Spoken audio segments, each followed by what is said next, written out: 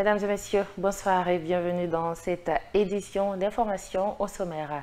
Les avocats de Kassori Fofana annoncent une possibilité du prévenu de revenir à se défendre à la barre au procès en appel à la Cour de répression des infractions économiques et financières à l'occasion d'une conférence animée ce vendredi à Conakry. Ils ont affirmé que c'est un dossier vide entrepris contre l'ancien Premier ministre guinéen. Les feux tricolores qui permettent d'assurer une circulation fluide, de limiter les embouteillages et de réduire les risques d'accidents ont été installés au niveau de plusieurs carrefours de la capitale. Mais à Imbaya Taneri et à Sangoya, ces dispositifs ne répondent plus et leur dysfonctionnement impacte directement la sécurité routière. Le constat, c'est dans ce journal. Et puis, notre focus de ce soir nous amènera dans la ville des Agrumes, au centre de formation professionnelle de Kindia. Nous braquerons nos projecteurs sur Marie Bilivogi, seule femme étudiante en maçonnerie dans cet institut de formation. Elle vole en éclat les stéréotypes grâce à sa détermination et la passion qu'elle nourrit pour ce métier. Voilà pour le sommaire.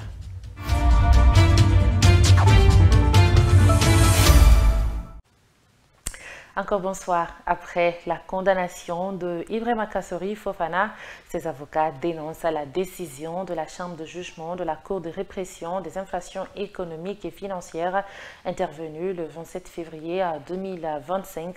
Ces derniers soutiennent que c'est un dossier vide entrepris contre leurs clients. C'est lors d'une conférence de presse animée ce vendredi à Conakry. Maître Dina Sampil a émis la possibilité pour Kassori Fofana de revenir à se défendre au procès en appel. Ansou Bailo Baldé. Maître Dina Sampil est le seul parmi le pool d'avocats qui était face à la presse pour la présente conférence. Ce conseil d'Ibrahima Kassori Fofana n'est pas d'accord avec l'arrêt rendu par la Chambre de jugement de la Cour de répression des infractions économiques et financières contre son client. Pour lui, il n'y a eu aucune preuve brandie pour expliquer la culpabilité de l'ancien Premier ministre guinéen. Tout ce qu'on a dit ici, la Mamri, les 15 milliards, sont venus en cours après l'interpellation, alors que les preuves devraient être réunies avant qu'on interpelle celui contre lequel ces preuves existent. Mais Kassori a été interpellé, mis aux arrêts, déféré à la maison centrale par un mandat qui ne dit pas son nom, et après on s'est mis à courir de gauche à droite pour réunir ce qu'ils ont appelé les preuves. Kassori Fofana a-t-il ouvertement refusé de se présenter lors du procès en instance? Son avocat, Maître Dina Sampil, refuse cette idée. Selon lui, l'état de santé de son client n'était pas favorable, mais si au procès en appel, Ibrahima Kassori Fofana recouvre sa santé, il pourrait bien se présenter dans la salle d'audience pour se défendre, rassure son avocat. Et si d'ici sa comparution devant la Chambre des appels, puisque nous avons relevé appel de l'arrêt du 25 février dernier, nous le souhaitons vivement, il viendra si, évidemment, il fait la récupération de sa capacité physique. Donc tout dépend des soins qu'il pourrait éventuellement recevoir pour améliorer sa santé. C'est le 27 février 2025 que la Chambre de jugement de la CRIEF a condamné Ibrahima Kassori Fofana à 5 ans de prison ferme pour des faits de détournement des deniers publics, enrichissement illicite et blanchiment de capitaux. Restons à la Cour de répression des infractions économiques et financières, cette fois avec le dossier de Mohamed Diané. Les débats dans le procès en appel du prévenu sont ouverts ce jeudi 6 mars 2025.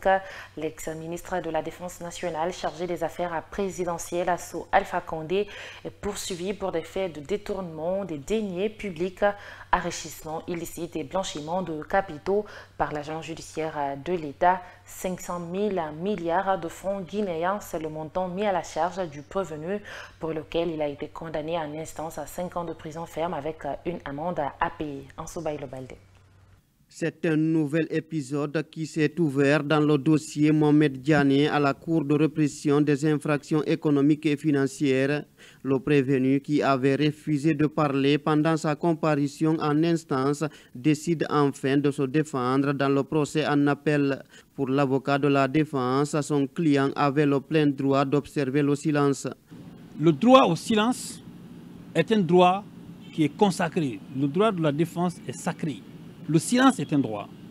C'est ce que j'ai dit dans le développement de des motifs d'appel. Je dis, si le prévenu décide dans un procès pénal de garder le silence, le juge a l'obligation, lui, de vérifier la sincérité des documents qu'on lui a présentés. 500 000 milliards de francs guinéens, c'est le montant pour lequel Mohamed Diané est poursuivi à la CRIEF. Il est demandé à l'ex-ministre de la Défense nationale chargé des affaires présidentielles sous le règne d'Alpha Condé de justifier cette somme dans le cadre des années budgétaires du département qu'il a géré pendant 6 ans. Des accusations de détournement réfutées par le prévenu à la barre. Quand on dit qu'on le condamne à 500 000 milliards, mais vous verrez qu'il n'y a aucun document au dossier. Ce que je dis, l'audience aujourd'hui a été publique. Toutes les questions que la partie civile, donc l'agent judiciaire de l'État a eu à poser, c'est de dire, écoutez, vous avez reçu combien de budget et combien vous avez exécuté, et on lui demande de justifier.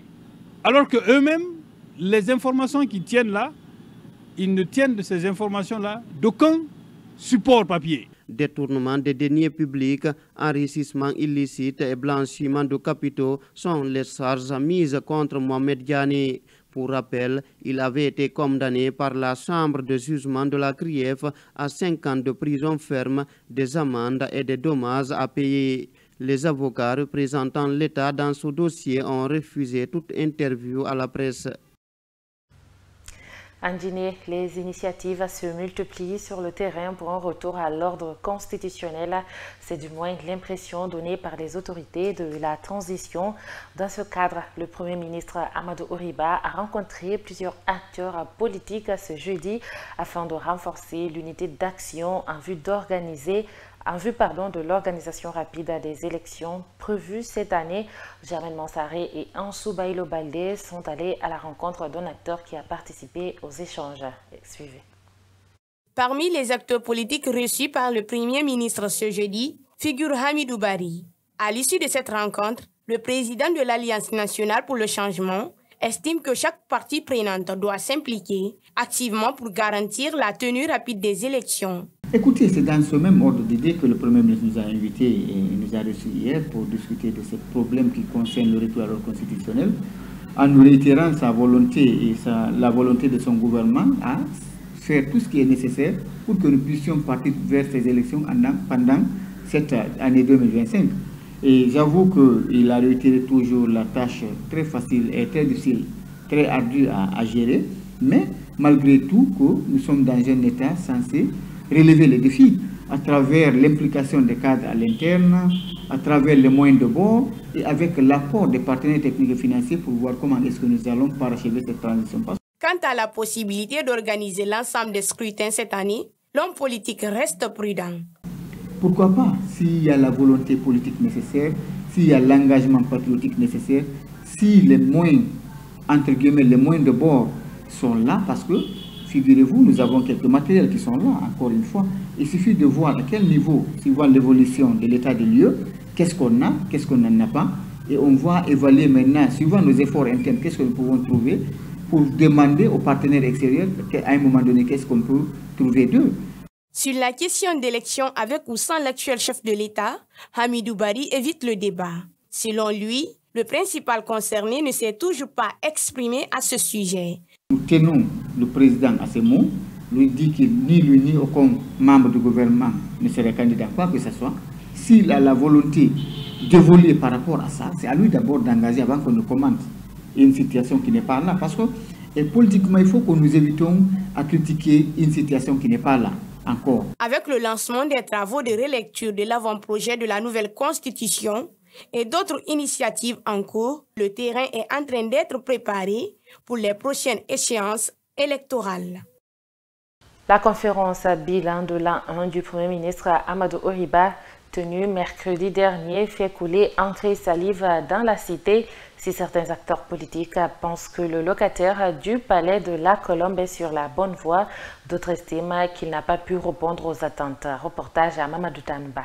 La conférence animée par le Premier ministre Amadou Oriba mercredi pour marquer l'an 1 de son arrivée à la tête de la primature a été largement suivie par la classe politique guinéenne. Mamadou Ouri Diallo du mouvement des patriotes libéraux MPL pense que le bilan du locataire du palais de la Colombe n'est pas reluisant par rapport aux attentes. Quand le président Mamadi choisit un Premier ministre au profil politique, tout de suite on s'attendait à ce que ce Premier ministre s'investisse justement sur ce champ politique pour que des acteurs qui ne sont pas en harmonie avec la gestion de la transition soient donc accessibles, viennent autour de la table, discutent avec le CNRD et pour que ensemble on aille vers une sortie de la transition.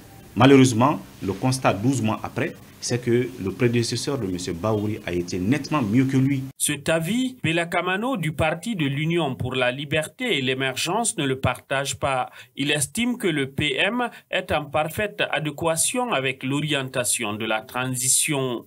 Dans l'affaire de route, l'on se souvient que le président de la République a demandé au Premier ministre Baouri de s'occuper de l'économie et du social avant le secteur politique. Je crois qu'aujourd'hui, le Premier ministre est sur cette voie.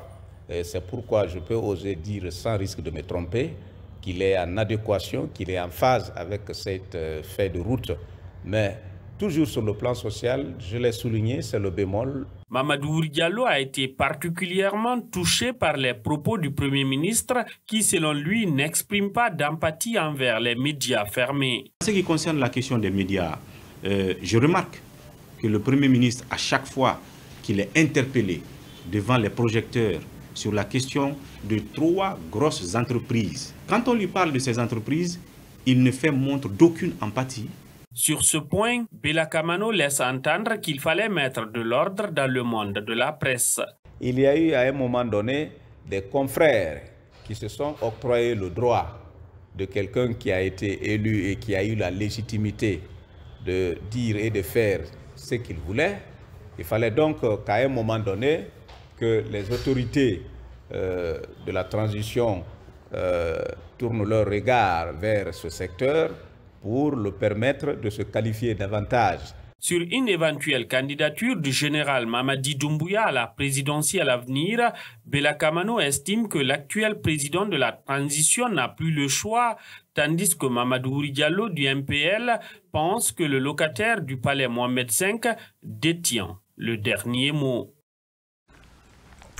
Le 6 mars est la journée internationale de la radio et de la télévision en faveur des enfants.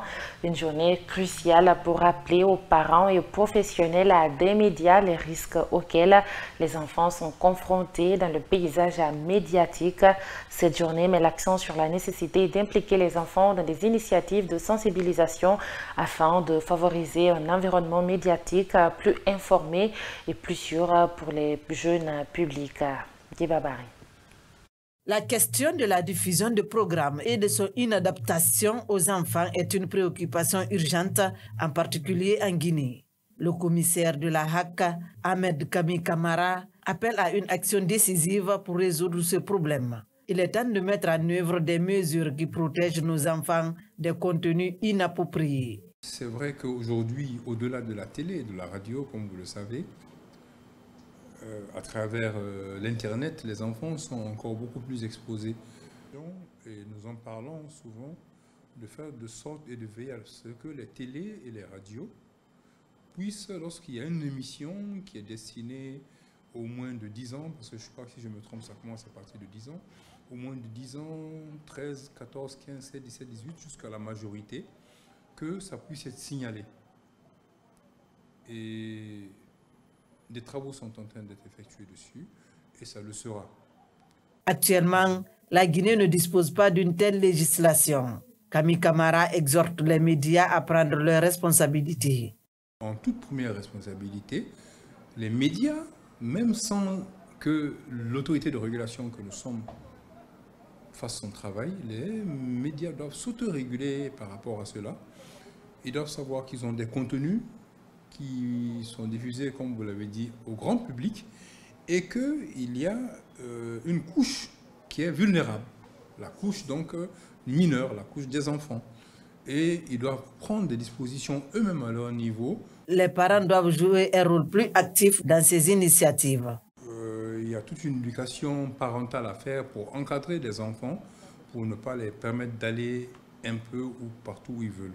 À cette journée internationale, les producteurs du monde entier sont encouragés à se consacrer sur les questions relatives aux enfants et à les impliquer activement dans la création de programmes. Votre participation peut souligner l'importance de leur voix et leur expérience.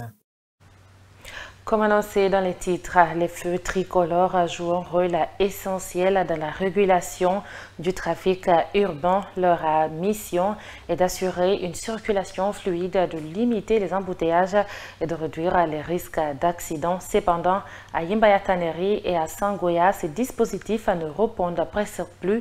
Leur dysfonctionnement impacte directement la fluidité du trafic et la sécurité routière. C'est un constat fait par Khadija Kaba. À Yimbayataneri, les feux tricolores semblent davantage faire partie du décor urbain que d'un véritable système de régulation. De nombreux automobilistes et motocyclistes dénoncent leur dysfonctionnement. Conséquence, aux heures de pointe, les embouteillages deviennent un véritable casse-tête pour les usagers de la route. Le feu qui donne la signalisation ici, moi, je peux dire oui, moi. En tout cas, il y a trop de l'embouteillage. En embouteillage, il y en a. Même les déviations qu'on a fait ici, beaucoup ne connaissent pas. Si ça s'allume, c'est bon. Parce que quand on parle de développement, ça fait partie de ça. Les autres pays, ils ont des choses. Mais pourquoi pas nous? Contrairement à Yimbayataneri, les feux tricolores du rond-point de Sangoya sont fonctionnels. Mais des pannes occasionnelles perturbent leur fonctionnement et le trafic, témoigne un conducteur de mototaxi. Nous-mêmes, c'est une remarque que nous avons faite depuis longtemps. S'il y a le courant, des fois ça prend. S'il y a le courant, les fibres quand même, ça ne fonctionne même pas. Donc même si ça fonctionne, parce qu'il y a 3 couleurs là-bas. Donc il y a rouge, jaune, vert. Des fois aussi, c'est la couleur rouge seulement qui fonctionne. Et les autres couleurs, ça ne fonctionne pas. Donc cela peut-être dit à une panne technique ou bien à une mauvaise installation. Donc ça appartient aux techniciens de venir revoir qu'est-ce qui ne va pas. Le dysfonctionnement de ces feux tricolores a des conséquences directes sur la circulation et la sécurité des usagers. À Yimbayataneri, comme à Sangoya, lorsque les feux cessent de fonctionner, le risque d'accident augmente considérablement et les embouteillages sont fréquents. Face à cette situation, habitants et conducteurs interpellent les autorités et exigent des solutions durables pour garantir une circulation plus fluide et sécurisée. Pour finir, dans un domaine dominé par les hommes, une jeune femme a fait voler les éclats des stéréotypes. Voici Marie Bilivogui, la seule étudiante en maçonnerie au centre de formation professionnelle de Kindia. Grâce à sa détermination et à sa passion, elle progresse sur les chantiers de construction et motive d'autres femmes à suivre son exemple. Découvrez son parcours inspirant dans ce reportage de Sibat Pouvogui. Marie Bilivogui est la seule étudiante en maçonnerie au centre de formation professionnelle CFP de Kindia. Elle a décidé de poursuivre cette carrière malgré les réticences de sa famille et de ses amis.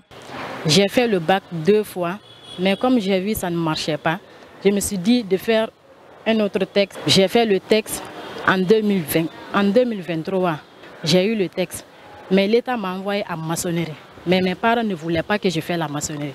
Mes parents décidaient de faire l'électricité. Marie a dû faire face à un travail difficile qui a mis sa détermination à l'épreuve, s'attirant souvent des moqueries. Quand on part quelque part pour travailler, surtout dans le quartier, les gens sont curieux. Ils ont la curiosité de voir de quoi je suis capable. Ils pensent que je pars seulement juste pour regarder, pour faire beaucoup de filmage. Non, non, non. Quand je pars, je travaille. Tout ce que mes amis font, moi aussi je le fais. Même s'ils vont se moquer de moi. Son directeur, Boubacar Ba, ne tarit pas d'éloges sur Marie, qu'il qualifie d'élève exemplaire. Disons, c'est une fille qui est très brave, très courageuse, que j'ai vue ici, qui aussi voulait faire la maçonnerie. Son papa m'a appelé au téléphone pour me dire, monsieur le directeur, c'est une fille, je souhaiterais qu'elle fasse l'électricité bâtiment. Je suis allé auprès d'elle, je lui ai dit, bon, écoute, ton papa veut que tu fasses l'électricité, qu'est-ce que tu dis? Elle me dit carrément, monsieur le directeur, j'aime vraiment la construction, j'aime la maçonnerie, le génie civil. Marie est déterminée à inspirer les jeunes filles à poursuivre des carrières dans les domaines techniques. À travers son parcours, elle souhaite montrer que ces professions ne sont pas réservées aux garçons. Surtout mes camarades ou surtout les femmes de la Guinée, de ne pas rester à la maison, bras croisés, non, non, non. De s'inscrire. En brisant les barrières et en ouvrant la voie à un avenir meilleur, Marie Bilvogi crée plus que de simples structures. Elle nourrit l'espoir. Et voilà, c'est la fin de cette édition d'information. Merci à tous de l'avoir suivi. L'information continue sur le www.siaminfo.com. Au revoir.